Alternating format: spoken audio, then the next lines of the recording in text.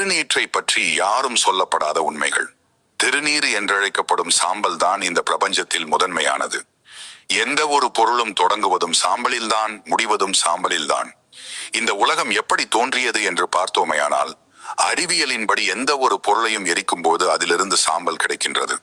அதுபோல சூரியன் என்ற மகா பெரிய கிரகம் எரிந்து அதிலிருந்து சாம்பலை வெளிப்படுத்துகிறது.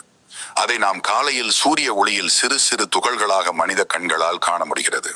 ஒவ்வொரு கணமும் இந்த உலகத்திற்கு சூரியனிடமிருந்து சாம்பல் துகள்கள் வந்து கொண்டிருக்கின்றன.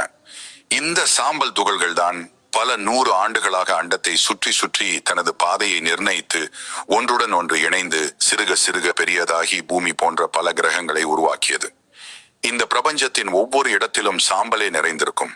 இந்த பிரபஞ்சம் உருவானத்திற்கும் மற்ற கிரகணங்கள் உருவானத்திற்கும் சாம்பலே முதல் காரணமாகும். இந்த உலகத்தில் பிறந்த ஒவ்வொரு மனிதனின் வாழ்க்கையும் சாம்பலில் தான் முடிகிறது.